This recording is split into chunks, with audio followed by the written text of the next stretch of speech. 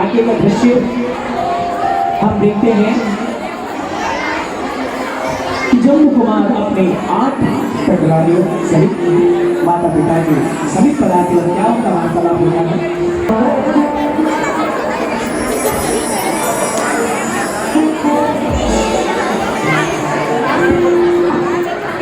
प्रणाम पिताश्री, प्रणाम माताश्री।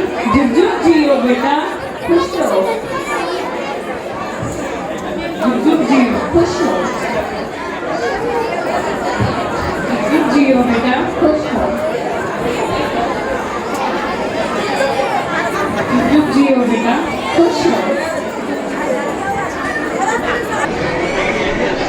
जुग जुग जियो बेटा,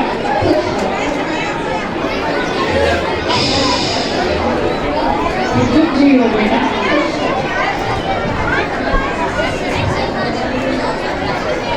जुग जुग जियो बेटा, जुग जुग जियो बेटा, जुग जुग जियो बेटा। बेटा जम्मू, तू तो थक गया होगा, जाके आराम कर। मैं भी विश्राम करता हूँ। आओ बहू आओ, तुम सब बैठो, मैं तुम सबको हित शिक्षा देती हूँ।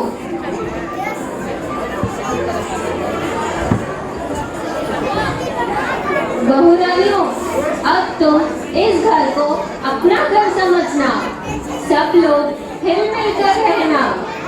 बेटा तू तो सबसे बड़ी है, इन सबको अपनी बहन मानकर चलना। जाओ बहुओं जाओ, तुम सब आराम करो।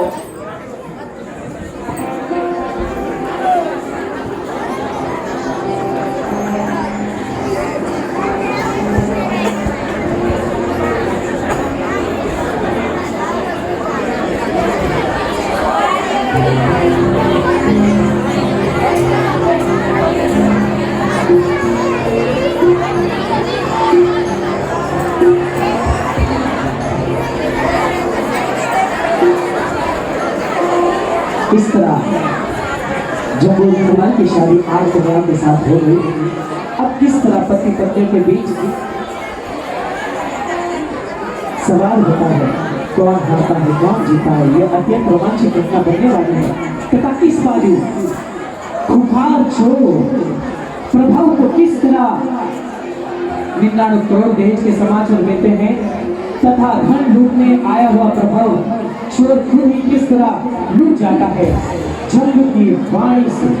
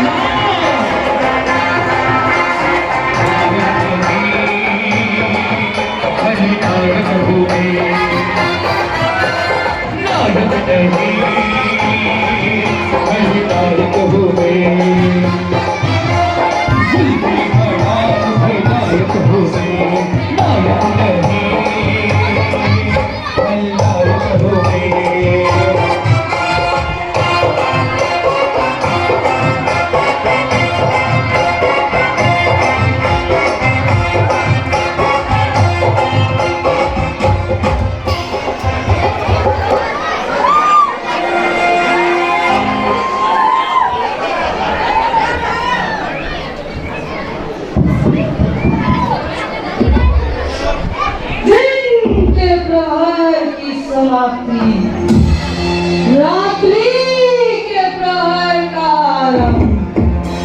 वातावरण में दूर तक सन्नाटा ही छाया हुआ है, दूर तक शांति ही शांति फैली हुई है। और अचानक एक छोटे बच्चे की, हाँ एक छोटे बच्चे की रोने की आवाज आती है और माँ कहती है, बेटा रो मत, बेटा रो मत, वरना प्रभाव आएगा।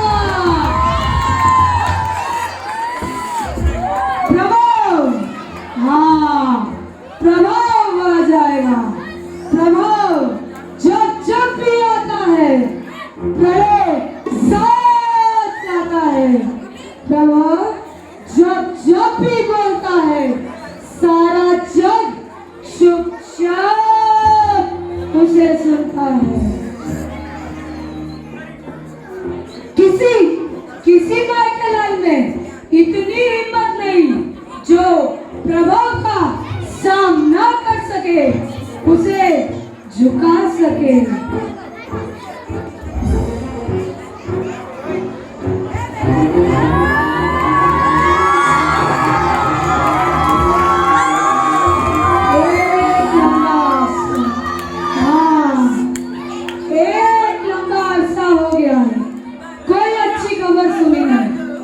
छोटी मोटी चोरियां करके मैं उगता गया हूँ। एक अच्छी खबर, हाँ, एक लंबा हाथ मारना चाहता हूँ, पर कब और कैसे? सरदार हम आ गए। कितने घर की चोरियां करके आए हो? एक घर की सरदार। क्या चोर को और चोरियां एक घर की? क्या सोच कर आए थे? सरदार खुश होगा, शाबाशी लेगा।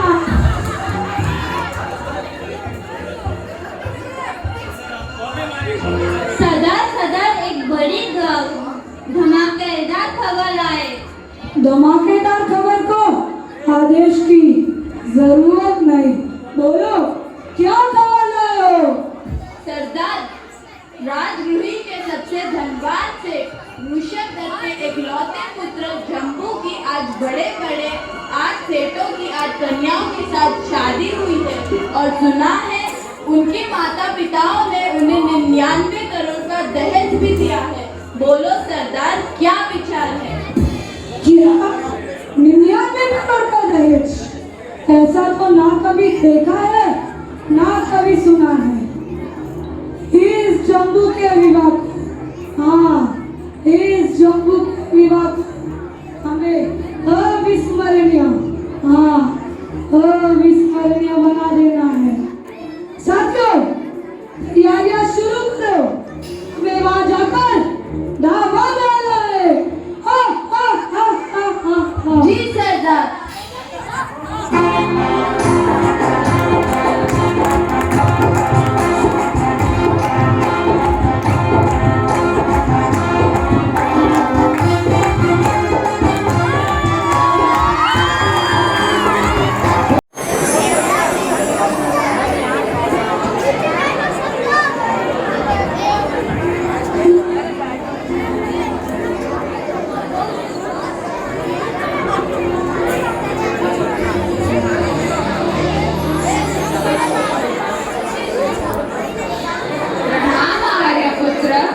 देवी बैठो।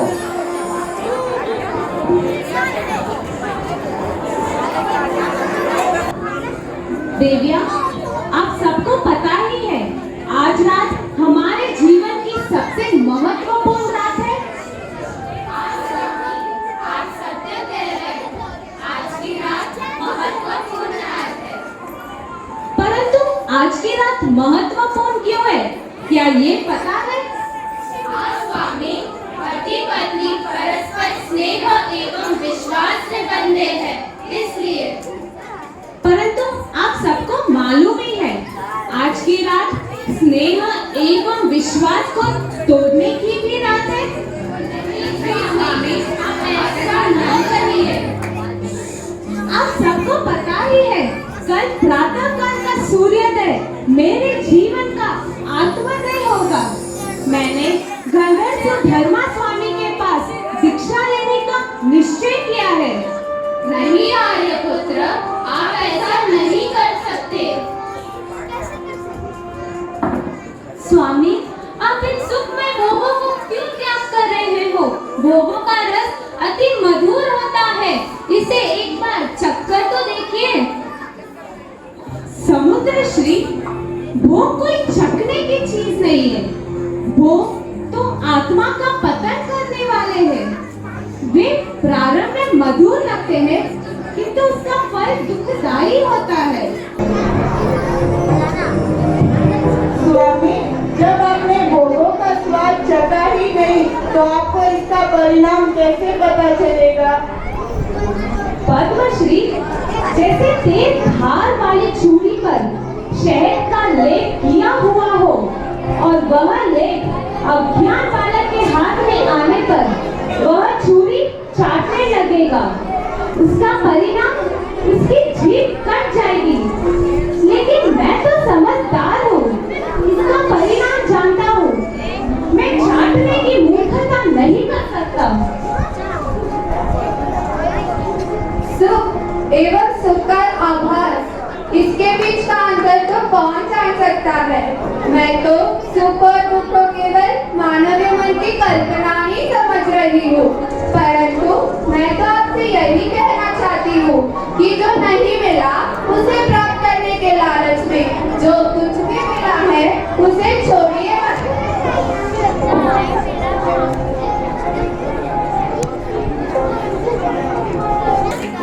पद्मसेना, मोह शक्ति बड़ी खतरनाक है।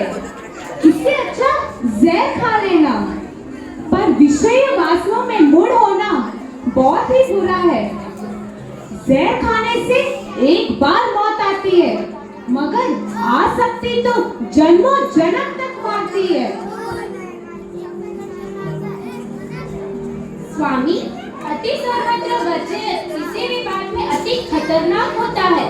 क्या संसार में रहकर त्याग नहीं कर सकते? सब कुछ त्याग करना क्या जरूरी है? आपकी पत्नियां आग्रह कर रही है और आप अपना ही गा रहे हो। कनक सेना, वासना तो शीलाचित जैसी है। एक बार उससे चिपकने के बाद उससे मुंह मोड़ना बहुत ही मुश्किल है। इसलिए मैं तो संयमित रहने की प्रतिज्ञा ली है। प्राणनाथ, मेरी स्पष्ट बात शायद आपको बुरी लगे तो मुझे माफ करना, पर मैं तो साफ साफ ही बात करूंगी। आपने जैसे कहा वासना शीलाजीत जैसी है, तो क्या नेमिनाथ और मलिनाथ के अलावा 22 तीर्थंकरों ने शादी नहीं की? उसी तरह आप भी संसार सुखों को भोगने के बाद दीक्षा ले लेना। नवसेना, तेरी स्पष्ट बात सुनकर मैं प्रसन्न हुआ। अब तू भी मेरी स्पष्ट बात सुन। जिस आदमी को फांसी की सजा सुनाई जाए, फिर उसे उत्तम भोजन, अलंकार, वस्त्र आदि क्या अच्छे लगेंगे? नहीं, क्योंकि मृत्यु उसके सामने है। वैसे ही जिसने घी नहीं देखा उसे तेल भी अच्छा लगेगा। जिसे मोक्ष का ज्ञान नहीं उसे संसार अच्छा लगेगा। मैं तो वैश्विक सुखों से दूर भागता हूँ।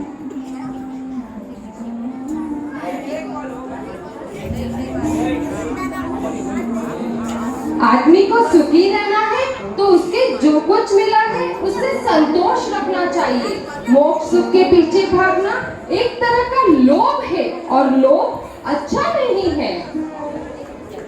कनक सेना, कनक श्री, भोग सुखों का उपभोग दुख को बुलाता है। मैं तो सीधा त्याग के रास्ते पर ही चलना चाहता हूँ और इसे लोभ नहीं कहा जाता।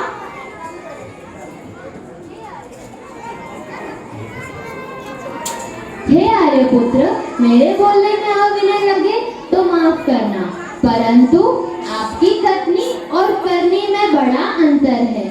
एक और आप सुख छोड़ने की बात कर रहे हो तो दूसरी तरफ आप सुख के पीछे ही भागे जा रहे हो। कनकवती, तू मेरी बात का तात्पर्य समझेगी तो तुझे मेरे कहने और करने में दम नहीं लगेगा। मैं अनित्य, पराधीन एवं भय से भरे सुखों से नफरत करता हूँ, मगर नित्य, स्वाधीन एवं निर्भय सुखों को प्राप्त करना चाहता हूँ। हे प्राणेश्वर, क्या सचमुच आप संसार को त्याग करोगे? नहीं नहीं नाथ, आपका यह विरह हमसे सहा नहीं जाएगा। आपको आपका निर्णय काफी सचमुच एवं गंभीरता से करना चाहिए। आवेश में उठाए हुए कदम आखिर में पश्चाताप की आग में ही जलते हैं। जय श्री। जो आत्मा वैश्विक सुखों के भयंकर परिणाम को जानकर संयम धर्म का पालन करता है और वैराग्य को धारण करता है, वह सचमुच यशस्वी होता है। यहाँ संसार और वैराग्य का सवाल चल रहा है और इस बाजू कुखार डाकू प्रभु अपने साथियों के साथ रात के अंधकार में निशब्द शेर के भवन में प्रवेश करते हैं। अब अपनी विद्या के प्रयोग से सबको गहरी नींद में सुला देते हैं तथा तालोर घाटिनी विद्या प्रयोग से ताले तोड़ डालते हैं। देखिए क्या करते हैं ये डाकू प्रभु।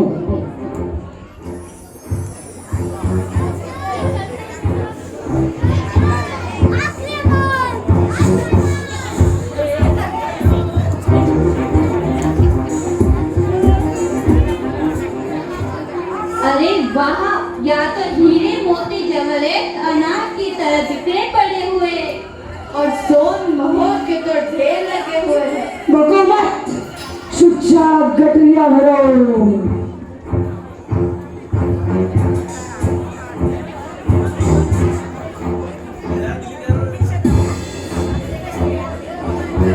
और इस तरह हलचल देखकर जब वो कुमार बाहर आते हैं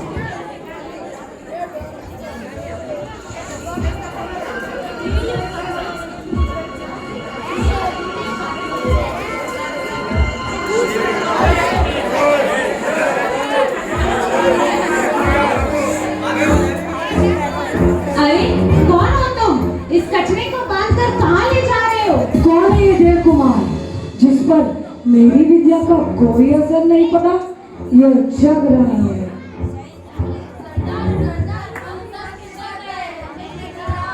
कौन है ये देव कुमार? जरूर शेर पर सवा शेर है, तभी तो मेरा काला जादू इस पर नहीं चला, उल्टा मेरे ही साथियों को स्तंभित कर दिया।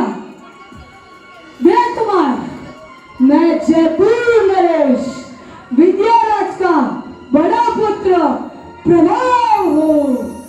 जन्म से तो राजपुत्र, परंतु कर्म से तस्कर हो। आपके साथ मैत्री का हाथ बढ़ाना चाहता हूँ। क्या चाहते हो प्रभव? कुमार, आप अपनी दोनों विद्याएं मुझे सिखा दीजिए और मैं अपनी दोनों विद्याएं आपको सिखा दूंगा। किस विद्या की बात करते हो? कुमार, आपने अपनी स्तंभिनी विद्या से मेरे साथियों के हाथ पैर बांध दिए और अब मोचिनी विद्या से इन्हें छुड़वा भी दीजिए और अथाह ये दोनों विद्याएं मुझे सिखा दीजिए और मैं आपको आवस्वर्पिणी एवं कालाधूप काटिनी विद्या आपको सिखा दूंगा। प्रभु, ना तो मैं ऐसी कोई विद्या जानता हूँ और ना ही मुझे तुम्हारी विद्याओं की जरूरत नहीं। मेरे लिए तो यह सब धन वैभव मिट्टी के ढेर तुल्य है। वाह श्रेष्ठी पुत्र, वाह वाह, छोटी सी उम्र में भी तुम बहुत चतुर हो। जिस धन के पीछे यह मनुष्य, हाँ यह मनुष्य जिस धन को सब कुछ पाता है, तुम उसे मिट्टी कहकर मुझे शर्मिंदा ना करो। प्रभु, यही तो तेरी और मेरी समझ का अंतर है। तुम राजपुत्र होकर भी चोरी जैसा नीच कर्म कर रहे हो केवल धन के लिए, और कल प्रातःकाल मैं यह सब धन छोड़कर दीक्षा लेने वाला हूँ। क्या सच?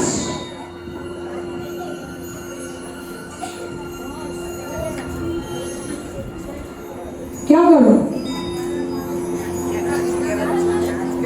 कुमार, आप ठीक कह रहे हो। इस धन की लालच ने मुझे चोर हत्यारा बना दिया, शान से जीने वाला मैं राजकुमार आज वनों में पशुओं जैसा जीवन बिता रहा हूँ।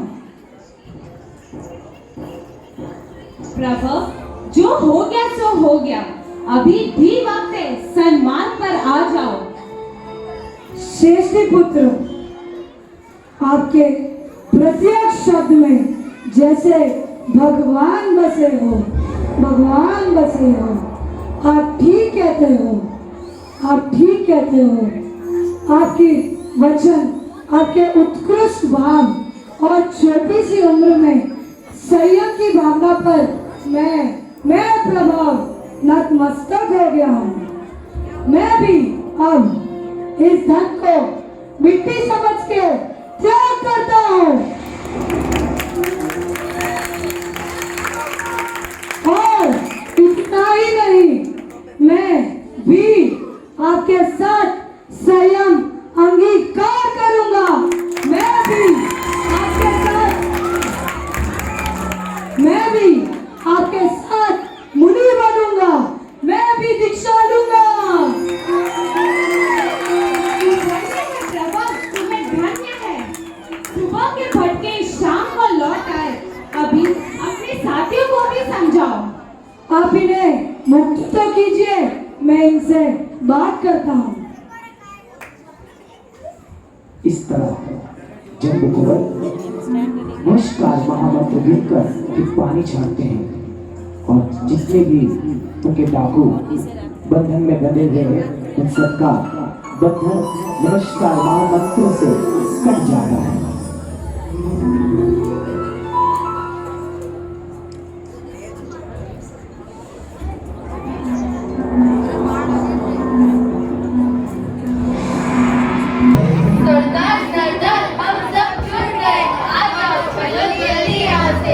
रुको, यह धन कोई नहीं उठाएगा। क्या बात हो गई सरदार? ऊपर वाले ने आप पर क्या जादू कर दिया? प्रभु, अब से चोरी नहीं करेगा। यह क्या सरदार?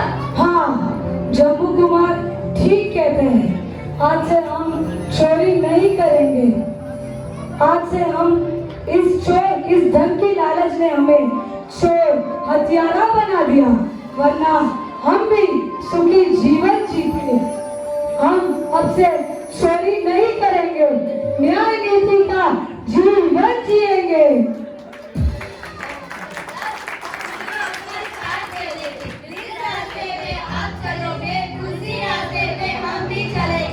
वाह, मुझे तुम सबसे ऐसे ही उत्तर की आशा थी। आज तुमने अपने सरदार की लाज रख ली। प्रभु, जाओ अपने साथियों के साथ जाकर दीक्षा के लिए तैयार होके आओ। जी कुमार, हम तैयार होके आते हैं। और इस प्रकार एक डाकू लुटेरा किस तरह से जम्मू की बातों को सुनकर अपने मन को संयम के और प्रवर्तित कर देता है। और आगे हम देखेंगे जम्बू कुमार और उनकी पटरानियों का ये दृश्य।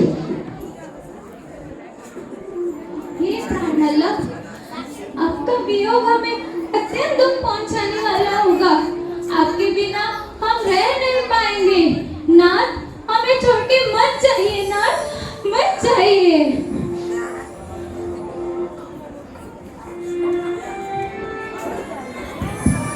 हे स्वामी, आपके जाने के बाद आपके माता पिता एवं हम आठों पत्नियों का क्या होगा? हमारा सहारा कौन बनेगा? स्वामी, हमारा सहारा कौन बनेगा? हे आर्यपुत्र, इस सुख वैभव को छोड़कर संसार सुख को त्याग कर यह कठोर अंगारक पाप कैसे सह पाओगे नाथ? कैसे सह पाओगे? हे प्रियतम, न जाने आज आपने ये कैसे सोच लिया। हाथ में आया हुआ संसार सुख छोड़कर क्यों जा रहे हो नाथ? क्यों जा रहे हो?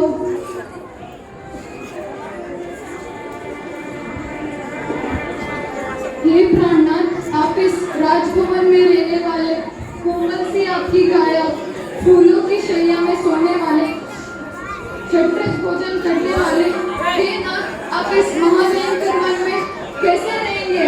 आपको उस जंगल में कौन संभालेगा नाथ? कौन संभालेगा? हे नाथ, आपको जो सुख मिला है उसे छोड़कर आप मोक्ष सुख के पीछे भाग रही हो तो पश्चाताप ही होगा। हे नाथ, मान जाओ ना नाथ, मान जाओ। हे प्राणेश्वर, आप भूमि निधान हो, अनेक गुणों से सुशोभित हो, फिर भी आप पत्थर की भांति कठोर क्यों हो रहे हो नाथ? क्या आपको आपके 8 पत्नियों की मीठी मधुर बात सुनकर दया नहीं आ रही है? विचार करो प्राणेश्वर, विचार करो। हे स्वामी, मैं तो आपकी सबसे छोटी हूँ। मेरा नाम जयश्री है। आप दया के सागर हो, कृपालु हो, इसीलिए हम पर कृपा करो। घर में रहकर भी धर्म ध्यान कर सकते हो। आपके साथ हम भी धर्म प्रवृत्ति में आगे बढ़ेंगे। आपको हमारी तरफ से कोई तकलीफ नहीं होगी स्वामी। रुक जाइए, हमें छोड़कर मत जाइए स्वामी, मत जाइए। स्वामी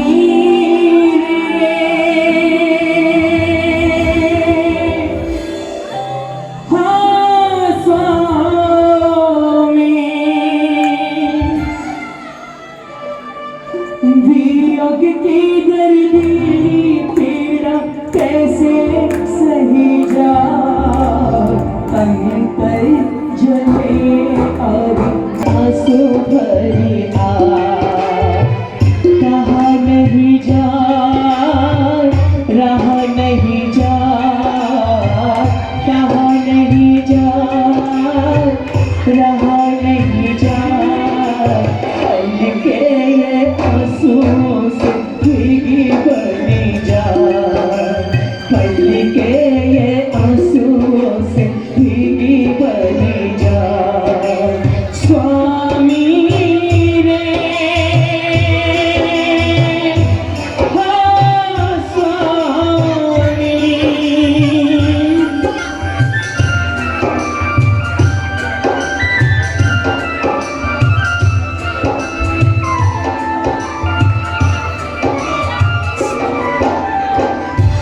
खाते पीते सोते उठते तुम आओगे या ओ स्वामी, तुम आओगे या प्यारे स्वामी, आपकी पत्नियां किनसे कहेंगी बात? ओ स्वामी, किनसे करेगी बात?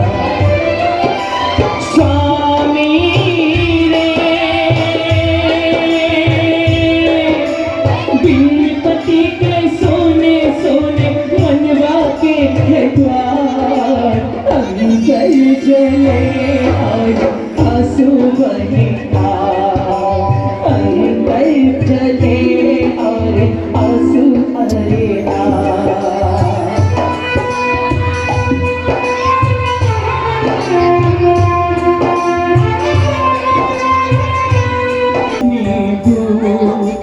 स्वामी, चाहे कितनी दूर फिर भी पत्नियां आपकी यादें करती रहेंगी जरूर।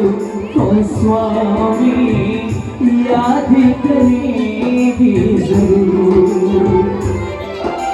स्वामी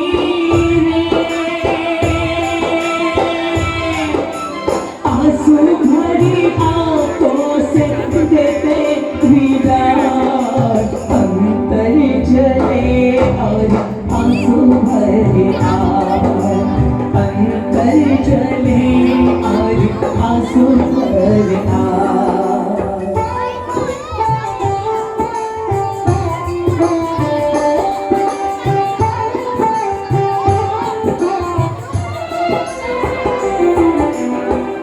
जग में चमके स्वामी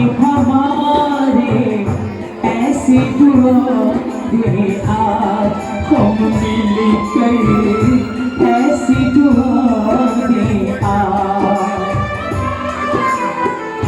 ऐसे पति की हमें प्यारे होगा हमको नाज, तो स्वामी होगा हमको नाज। स्वामी संयम जीवन आपके लिए मुक्ति का है द्वार। अंतर चले और आंसू भरे आए, अंतर चले और आंसू भरे आए।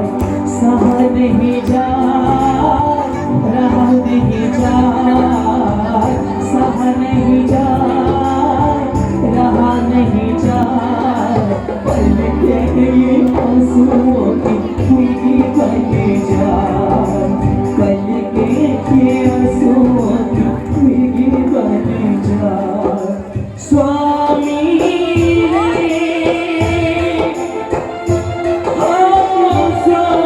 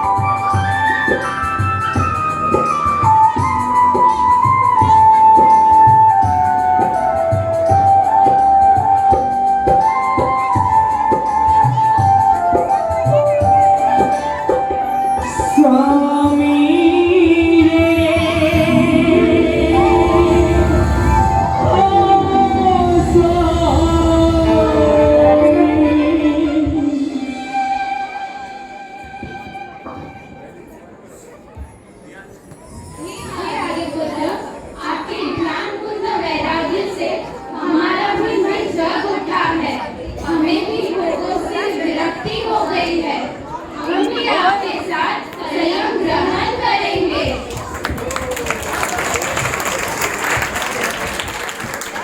देविया, अगर आपका यह निश्चय पक्का है तो अपने माता पिता को इसकी सूचना दीजिए और हम सब साथ में ही दीक्षा ग्रहण करेंगे।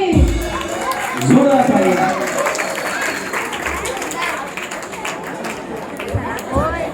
अब इस तरह आठों कन्या सहित जम्मू अपने माता एवं पिताश्री की आज्ञा लेने जा रहे हैं, प्रणाम करने जा रहे हैं। आइए अगले दृश्य में देखते हैं जम्मू कुमार और उनके माता पिता। देखिए अब जो ये दृश्य आने वाला है, ये बड़ा ही रोचक दृश्य सभी इसमें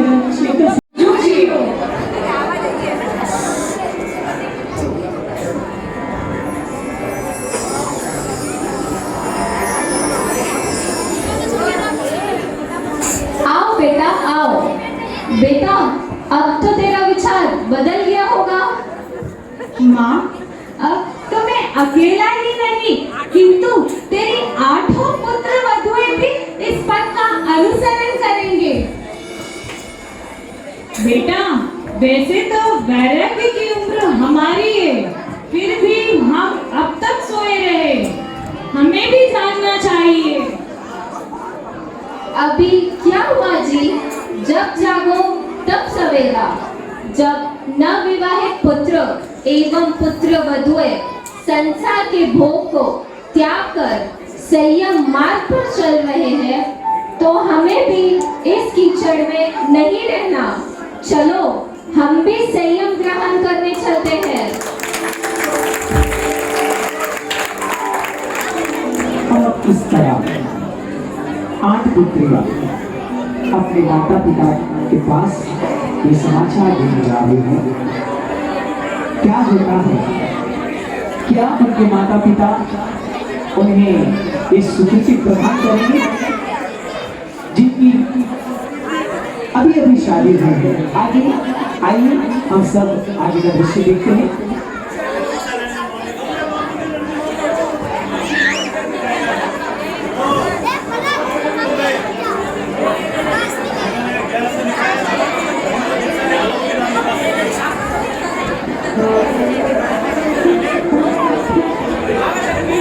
आइए आगे का दृश्य हम सब देखने जा रहे हैं।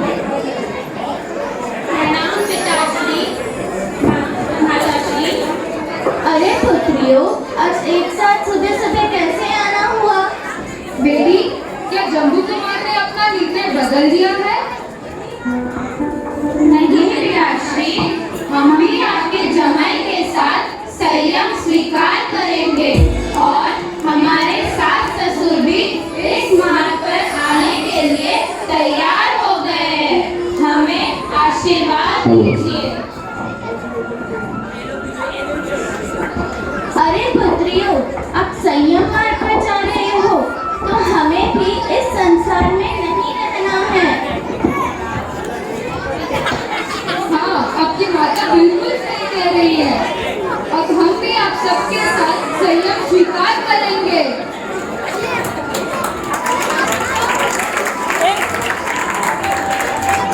इस प्रकार जम्बू कुमार अपने माता पिता के साथ प्रवेश करते हैं और अगला दृश्य। प्रणाम श्रेष्ठवर्य, प्रणाम श्रेष्ठवर्य, पधारो।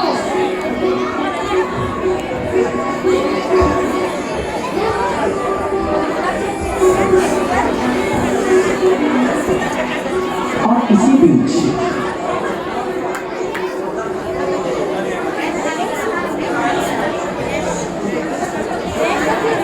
ये रैंप, हाँ हेलो, कृपया करके रैंप खाली करें। बच्चे प्लीज अपने अपने बच्चों को हटाए रैंप से।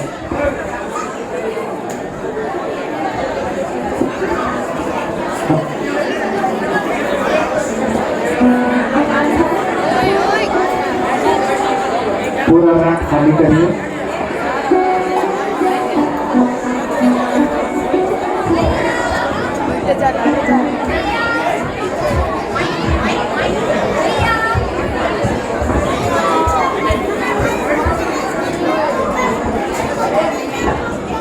भैया, मैं क्या सुन रही हूँ?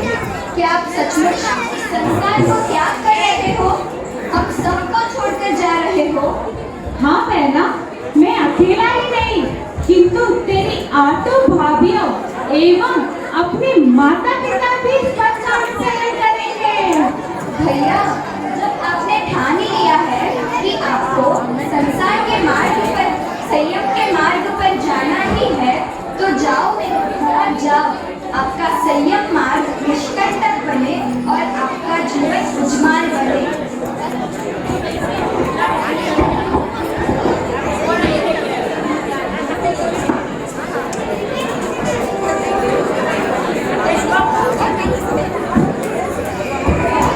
इस प्रकार देखिए, ये हमारा जैन धर्म है। हमारा ये जो जैन धर्म है वो जबरदस्ती का धर्म नहीं है। आप जितने भी यहाँ पर बैठे हो, आपको कन्वर्ट नहीं कराया, किसी ने तलवार आपके गर्दन पर नहीं रखी है कि आपको जैन बनना है। जैन धर्म जबरदस्ती का धर्म नहीं है, बल्कि जैन धर्म जबरदस्त धर्म है। इसके लिए बताया गया है कि एक चोर लुटेरा भी जम्बू कुमार की वाणी को सुनकर अपने मन को परिवर्तन कर देता है। ये है हमारा जैन धर्म। और इस धर्म में जो जन्म लिया है, आपको भी अपने आप को भी गौरवान्वित मानना चाहिए कि हमें ऐसे परमात्मा मिले, ऐसा शासन मिला। आइए हमारे बहना के द्वारा क्या भाव उनके प्रकट करते हैं हमारी बहन।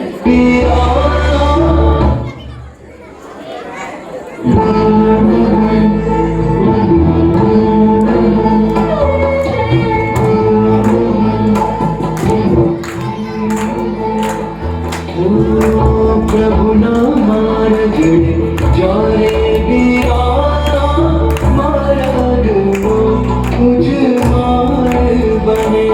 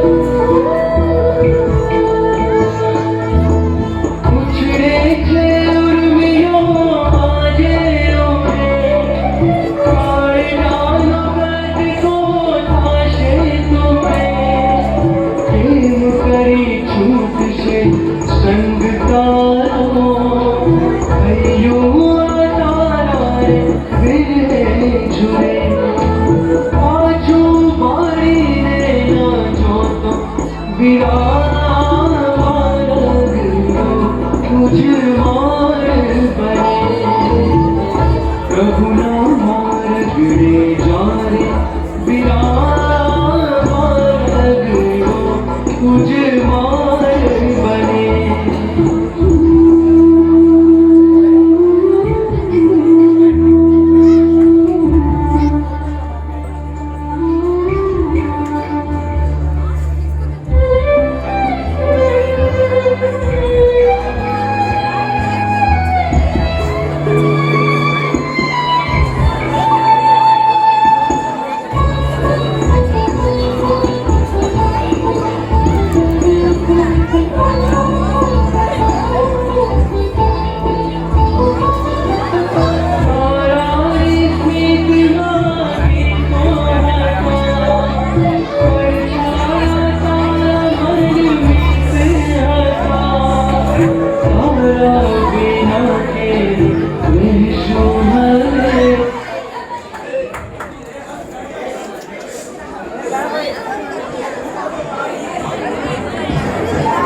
और आइए इस तरह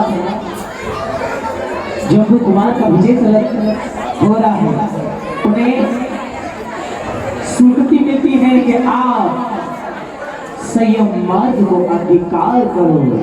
इसलिए जोरदार एक बार तालियां बजाइए। हाँ जी, और इसी बीच में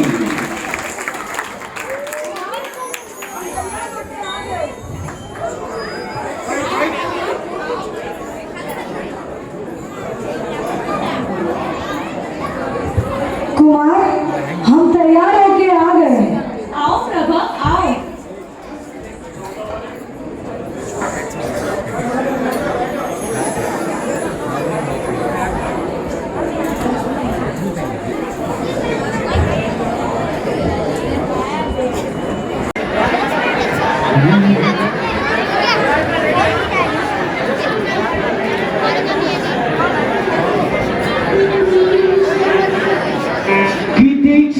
लेवाने जा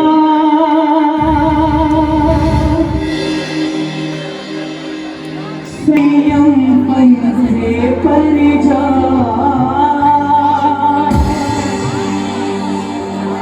दीक्षा लेवाने जा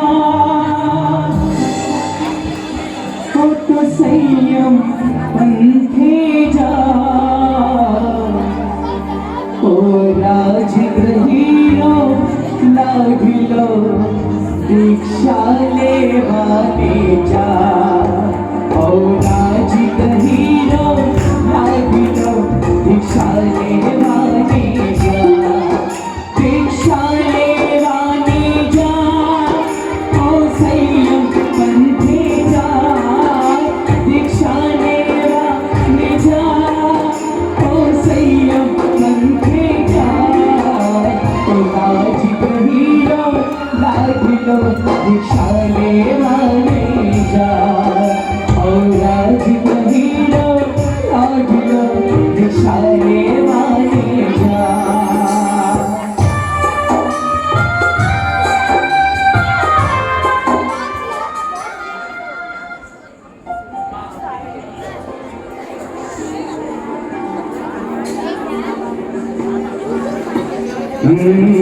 आइए ये किस पद की ओर जा रहे हैं? परमात्मा महावीर ने जिस पद को चुना उसी पद